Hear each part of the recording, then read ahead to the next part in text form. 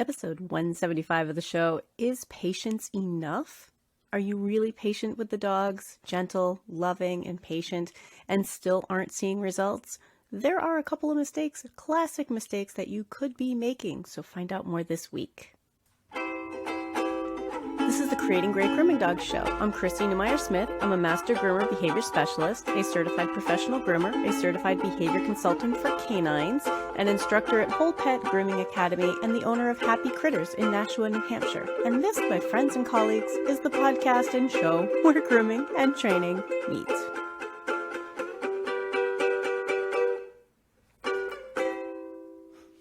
Patience alone can be really helpful, and I don't want to downplay how it's really important for us to be patient with the dogs. But let's talk a little bit more about that, because I think that people misuse patience. Like, patience alone is not going to take care of the problems that we often see. The problem that dogs have with grooming is that they find it unpleasant, uncomfortable, and or scary. And there are a lot of things that we can look at. Now, being patient can help them feel more secure with you, but it might not affect anything else. So let's break it down into the who, what, where, when, why. Oh, see, now we're thinking about it. Yeah, right. Who, what, where, when, why? How is this going to affect the dogs? So being patient alone is the who. Okay, so if a dog is worried about us as individuals handling them, being patient, being gentle, being loving can really help with that, because they need to feel more secure with you and they need to trust you. And I certainly encourage people being patient. In fact, I'm going to reference here, if you go back to episode 63, is all about patience. So every once in a while I should just reference an old episode. So if you think about being patient is an important part of helping a dog feel like they can trust you. But that's the who. What about the what? Who, what, where, when, why? What about the what? Is being patient going to make a dog feel like the dryer isn't scary? Is being patient going to make them feel like brushing this mat isn't uncomfortable? I want you to think about the what. There are a lot of things that dogs can find uncomfortable, unpleasant, or scary about grooming. And if we are helping them overcome that, if we're helping them to learn about it, not just be forced on them. So the what is really important. We need to think about, are we helping this dog understand that this tool isn't scary, that this tool won't hurt them? And really think about it, because what I keep seeing over and over and over again, and I know I have fallen into this. I raise my hand as someone who has done this. Maybe you have done this also, but I see it an awful lot. Groomers who are patiently and lovingly traumatizing dogs. And what I mean by that is they're patient and they're loving, but this dog is like alligator rolling and struggling, and they're like, oh, sweetie, come on, it's okay. This isn't going to hurt you, while they continue to clip, while they continue to do the very thing that that dog finds really scary. And they're patient and they're loving. And I feel for you guys. I have been there, okay? I just want you to restructure this whole idea of patience and loving as part of the whole picture, but only a part. It's not the entire picture. So I'm going to give you a human example. If you are afraid of, let's say you're afraid of snakes, and I come over and I drape a snake over your neck, and I'm like loving and patient about it. Like, hey, everything's okay. Here comes the snake. And you're like, oh my God, snakes really scare me. And I'm like, yeah, but this is what we're doing right now. So here you go. Right? It's not going to change your feeling about the snake. We have to change the feeling about the snake too. Also, right? That's the what. In this case, the what is the I'm afraid of snakes. I know someone out there right now is saying, please stop saying that word. So we'll switch it. We'll switch it to scary thing. Okay. So I drape a scary thing around your neck, and I'm gently and pleasant and talking to you about it. But if I haven't worked on why that thing is so scary to you, then it's really not going to make a difference. That's an example of lovingly and gently and patiently traumatizing somebody, okay? If we don't address the fear and why they're afraid of it. There are steps for that. And I want you to think about how we can help an animal be calm, comfortable, and cooperative. And in this case, the what would be comfortable. Are they comfortable with what we're trying to do? And probably not. If they're not being calm and they're not being cooperative, they probably are not comfortable either. Patience will only get us so far. So that's the who and the what. What about the where? What if part of this dog's problem is just that they're afraid of being up on a table, or they're afraid of being in a crate, or they're afraid of being in a tub?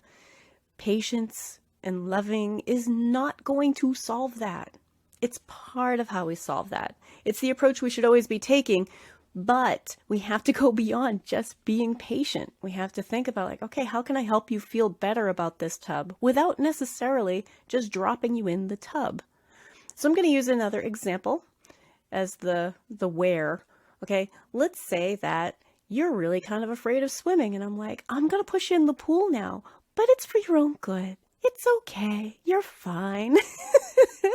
And I just drop you in the deep side of the pool, and you are terrified of pools. But now I just keep bringing you over to the pool. Every time we see each other, I'm like, time to jump in the pool. And I shove you in the pool gently and lovingly. And I'm not going to let you drown. Everything's going to be fine. Our friendship is going to erode. You're going to say, Chrissy, I do not want to hang out with you. Let's do a cookout someplace with no pools. Okay? That's the where.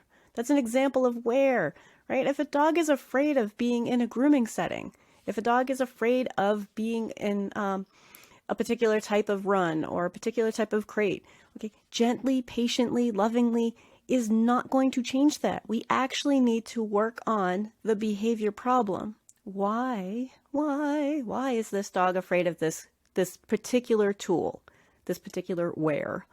Okay. When?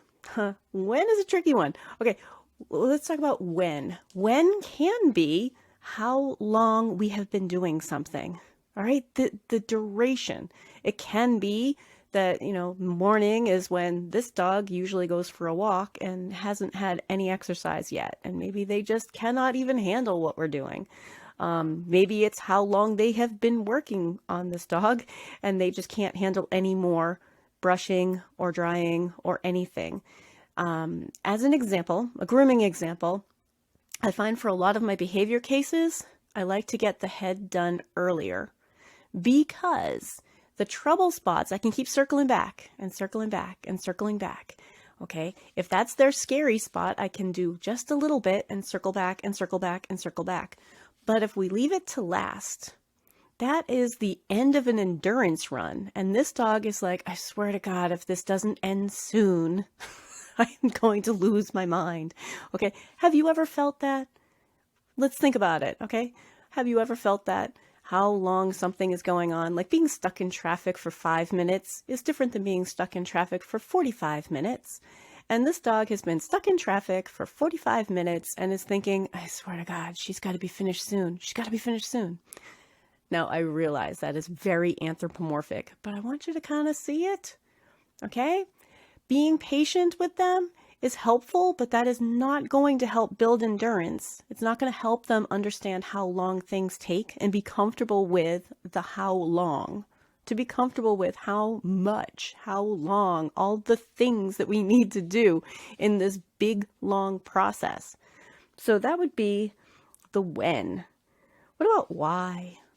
The who, what, where, when, why? Why? Why is this dog behaving the way that they are? Is it because they're afraid? Is it because they're sore? Is it because they need to go out? Is it because they have not been exposed to any of this? Is it simply because they have not been taught anything yet? Being patient is not going to solve those. It's a component to solving those, but it's not going to solve all your problems, okay? And I think that often we think that patience would be enough. Oh, patience alone, it's going to be great. Patience is important. I want you to always be patient with the dogs. Patient, gentle. But that does not mean that that's all we're doing, okay? If being patient alone worked, we wouldn't have dog training. You guys know dog training's a profession, right? If being patient worked, there wouldn't be dog trainers. If owners were just like, oh, he barks sometimes, but we're just going to be really patient when he barks at the mailman. You have to go back in and figure out why, and then figure out how. How am I going to overcome the behavior? Am I going to teach something new? Am I going to help them feel more comfortable with it? What do I need to do to help with this behavior? If you're enjoying the podcast, please remember to subscribe or follow, tell all your friends. And if you want to support the show, in the show notes, there is a link to buy me a cup of coffee. And that would be fun if you want to help support the show. So since we're talking about patience, patiently, gently, lovingly traumatizing dogs is, like I said, something I see pretty often. And I'm not being judgy about that. That just happens to be something that I see. I see it a lot.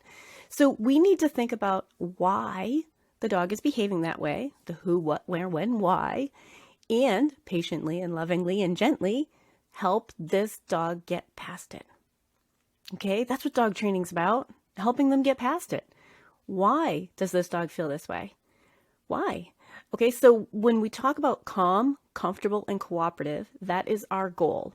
Now, I want you to recall, we went back and I used it as a memory game a couple episodes back, but when we're looking at calm, comfortable, and cooperative, there is a way to apply that to what we're doing, and that's groom smart. Now, if we're being patient and gentle and loving, okay, we can easily apply groom smart. So what that is you want to start with the S in smart, start with calm. Start with comfortable, start with cooperative. And many of us as groomers are saying, oh my God, the dog does not come in that way. But that's where we have to start. So if from the very beginning you are fighting and wrestling with this dog, you are causing more problems than you're solving. So if we can think back to, all right, let's calm this dog down. He's coming in already having a bad day, having a tough time, already overwhelmed. Our job is to help them calm down. Start with calm as best you can. Start with comfortable. Start with cooperative. Start there. Okay, and that's where your patience is really going to pay off, because it is really kind of tricky for us to be like, oh my God. So before I even drop him in the tub, I'm supposed to help him calm down?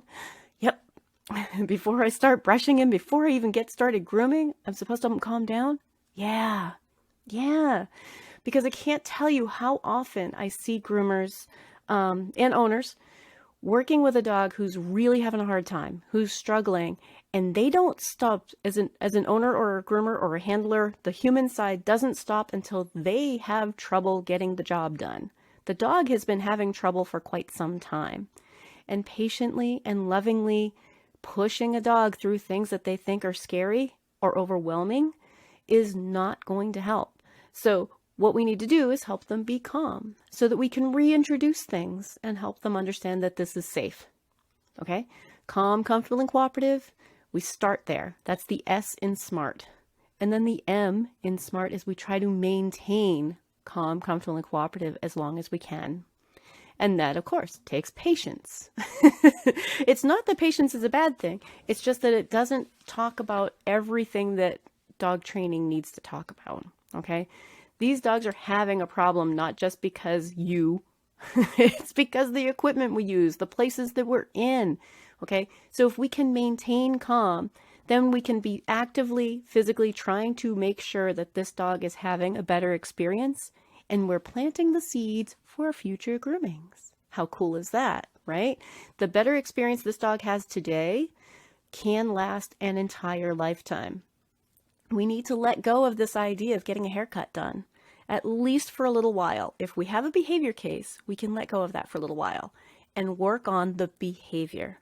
The behavior is really important, and we're going to be grooming this dog for 15 years.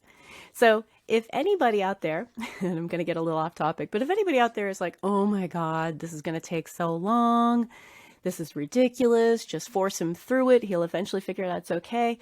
Forcing him through it is the scary thing that happens, right? That causes so many more behavior problems than it will ever solve. And maybe that seems like the shortcut, or it seems like the easy way out, but from a trainer's point of view, from a dog training point of view, to me, it is a colossal waste of your time to continuously battle a dog, grooming after grooming after grooming, year after year. 15 years of battling a dog for regular grooming is insane to me. It makes no sense. And I know for a lot of groomers, that was their aha moment. Like, oh, right. If I'm not making progress, I'm just continuing the same problem over and over and over again. Okay? A grooming example could be like, oh no, we're out of shampoo again. How did that happen? Like, as groomers, we're all thinking like, oh my God, really? You don't have any systems in place to, be watching for when you're low on shampoo and you need to reorder? Like, really, that's a surprise to you? My trainer brain says, okay, you're still fighting with this dog. It's a surprise to you that this is going to continue year after year after year. Okay, we need to focus in on the behavior, think about being patient, but also start with calm, comfortable, and cooperative. Maintain calm, comfortable, and cooperative. Now, the A in SMART is act calm, comfortable, and cooperative. Okay, we need to be calm. If you want people around you to be calm, you have to be calm. If you want animals around you to be calm, you have to be calm. This is part of what we have to do. Let's just calm down together. Let's calm. And patience is an important part of that. Okay, this is one of the places where patience works. We're acting calm. Okay, we're acting comfortable. Okay, what I mean by that is, if we think that everything is really uncomfortable, all right, then we're all like, oh my God, I hate this. And that's not real helpful if you're trying to teach an animal that this is safe and they can trust you, right? Think about what kind of message you're sending when you're like, oh my God, I hate this. And then cooperative. Notice I say calm, comfortable, and cooperative, not calm, comfortable, and obedient, right? Cooperative is if this dog indicates that something makes them nervous or they're uncomfortable, I pause for a moment to figure out why. I don't just continue. I don't just clamp down harder. If a dog wiggles their foot, I don't assume that they're trying to wiggle away. My first assumption is, are you uncomfortable? Do you need to hold it differently? Do you need to get your balance? And dogs calm right down for it pretty often. So acting calm, acting comfortable, acting cooperative, all right? Being cooperative takes both of us, takes the dog and us to work together. Cooperative. It's not Spot versus Chrissy. It's Spot and Chrissy for the win. All right. So we went through start with calm, maintain calm, act calm. Now we're going to go into return to calm. There are times where a dog will start getting nervous, or they may start getting upset. They may start having a problem. And if they do, when they do, take a moment to return them to calm, comfortable, and cooperative. Help them regain that. Help them understand that, okay, let's calm you down again. Let's figure out why. And that, of course, takes patience. This is an episode about patience. But we also have to look at why. What happened in that moment when they lost their calm? When the 3 C's disappeared for that moment, what happened in that moment? Again, we're back to who, what, where, when, why. Did another dog walk in the room? Did an owner put their head in the window to take a look? Did somebody turn on a loud noise? Did you turn on a dryer? What happened in that moment? Note that. That caused a change in behavior that we now need to return them back to calm and think about, okay, how am I going to address that in the future? How am I going to help this dog be comfortable with it? All right, so that's return to calm, the groom smart. And then T is actually teaching calm, teaching them to calm down. Like, hey, this is something I want from you. Okay, teaching them to be calm, teaching them to be comfortable with stuff, not just forcing clippers over their body until they're twisting around so much or moving around so much that you can't get the clipper down the rest of their leg. Okay, there's a reason why that dog is acting that way about a clipper. What if it's discomfort? What if it's the way you're holding their leg? What if it's just that they've never seen a clipper before ever and this is terrifying? Okay, return them to calm and teach them calm. Like, okay, let's teach you about this tool. Let's teach you to cooperate with us. Let's teach this whole thing. So that's groom smart. And I want you to really think about, there are lots of ways that we can be patient, but we have to address the behavior. We have to teach them how to be good. We have to start with calm, maintain calm, act calm, return to calm, and actively teach calm. Now, I do hear people say it feels like it'll never work. And here's the thing. If you have not tried some of this, I want you to pick one dog to talk to an owner about and talk about it as a safety policy. And if you need a copy of the safety policy, that's on creatinggreatgroomingdogs.com. There should be one there. And if not, I'll make sure there is today. But talk to them about behavior as safety and ask an owner, can I have 3 grooming sessions to work on behavior and let go of the results of the trim and work on the behavior to show us all, the dog, the groomer, the owner, that working on behavior can change the behavior. Okay? Going through and being calm and helping them understand that the tools aren't scary and helping them understand that this process isn't scary and getting them used to this whole environment. If you ask an owner for 3 sessions, I see a dramatic change in 3 sessions. You're not finished, but an owner is going to say, wow, okay, I really didn't know that in a couple of sessions we could make that much progress.